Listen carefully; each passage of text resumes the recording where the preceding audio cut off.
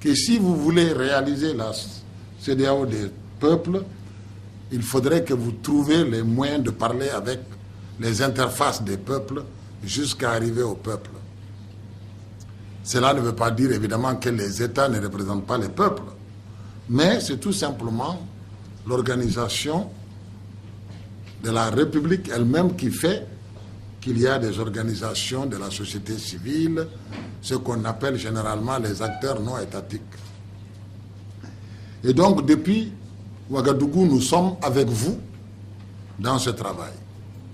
Et nous avons mis en place le comité de la société civile du PCD, qui regroupe 10 réseaux régionaux, les femmes, les jeunes, les représentants des associations de juristes, les organisations de développement, ceux qui sont engagés dans paix et sécurité, bref, 10 réseaux régionaux qui se sont mis ensemble pour pouvoir porter ce message et avec la CEDEAO, avec les États, arriver à faire que l'ensemble des populations de la communauté régionale puissent bénéficier de tout ce qui est en train de se faire. Et ces 3 jours nous ont donné des informations. Plus de 1300 projets en cours dans cette région. Plus de 135 milliards de dollars engagés. C'est pour dire qu'on bouge dans cette région. Que les gens ne croisent pas les bras. Et que, en tout cas, de tous les côtés qu'on puisse regarder, il y a des actions. Que ce soit dans le domaine de la santé, de l'éducation, des infrastructures, de la recherche. Ces 3 jours nous ont permis de voir que nous sommes en mouvement. Mais nous aurons constaté également qu'il manque, et que ce qui manque, c'est ce qui est demandé au PCD. Comment faire pour que tout le monde tire dans le même sens au bénéfice de la région et au bénéfice des communautés. Donc nous espérons que le travail qui va se terminer maintenant va apporter un plus, parce que ça fait 5 ans. 5 ans, ce n'est pas beaucoup pour la vie d'une région, mais c'est trop pour une région où 40% de la population est pauvre, où 45% de la population est en insécurité alimentaire, où plusieurs pays sont dans des crises de guerre civile. Donc 5 ans, c'est beaucoup. C'est pourquoi nous devrions aller vite. Aller vite pour pouvoir donner l'espoir à toutes ces populations qui pensent que l'intégration est incontournable. Donc une intégration au service et au profit des peuples qui élisent les chefs d'État, donc qui sont la base de ceux qui bougent.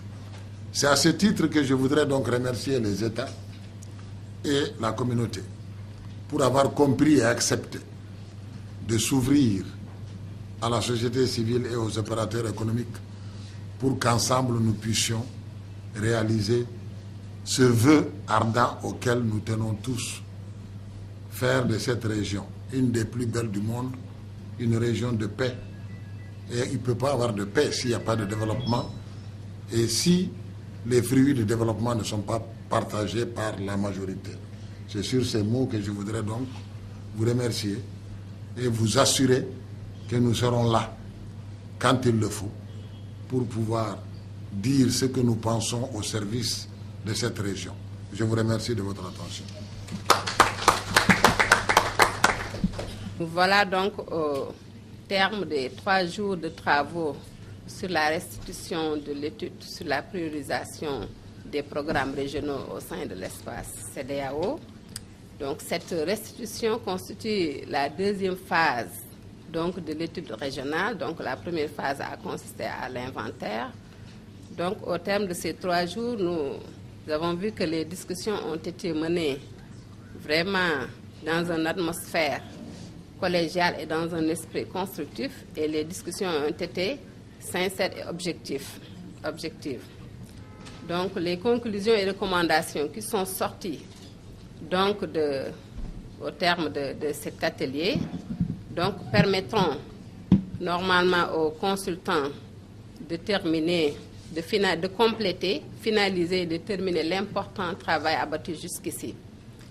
Et je pense que nous demandons aux organisations intergouvernementales, nous revenons sur cette recommandation pour leur demander de vraiment faire des efforts pour compléter les informations demandées et de compléter la matrice simplifiée pour faciliter aux consultants ce travail.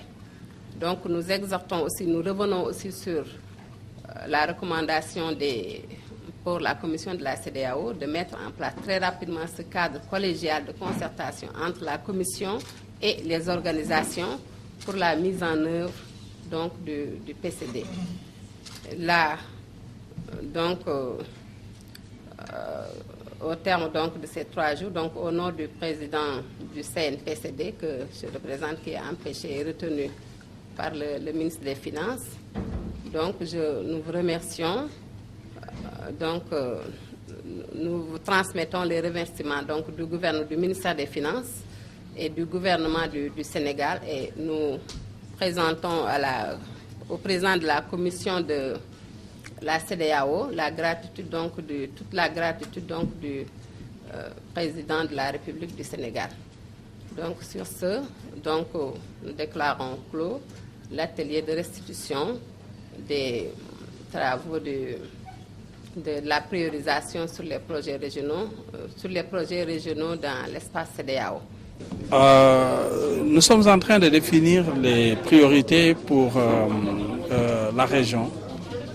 Les 1875 projets dont vous parlez sont les projets fournis par les 15 pays membres de la CEDEAO.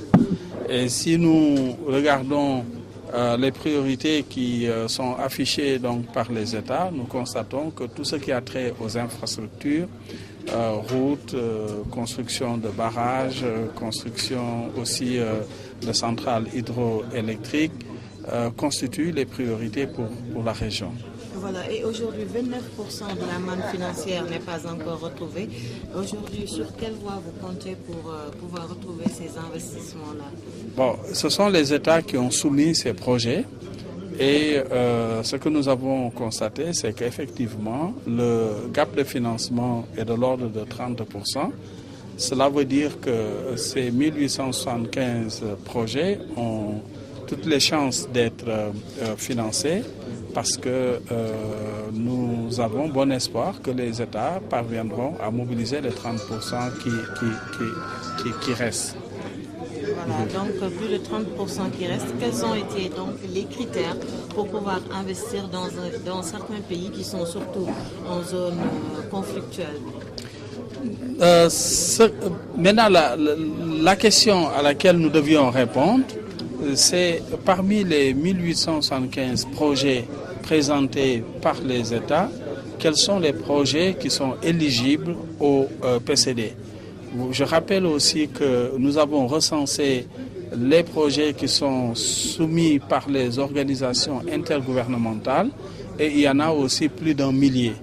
Là aussi, la question qui s'est posée, c'est quels sont les critères que nous, en tant que consultants, nous devrions proposer pour qu'on identifie les projets et programmes éligibles au PCD. Pour revenir aux États, un des critères que nous avons suggérés consiste justement à prendre en compte le fait que certains pays sortent d'une situation de conflit et que nous devrions, la communauté devrait les appuyer à mettre en œuvre l'ensemble de leurs projets. Ce sont des pays comme la Guinée-Bissau, comme la Sierra Leone, comme le Libéria. Pour les autres pays, maintenant, il faut leur appliquer l'ensemble des critères qui ont été définis et retenus. Ils ont parlé d'horizon 2020. Est-ce que les objectifs seront atteints?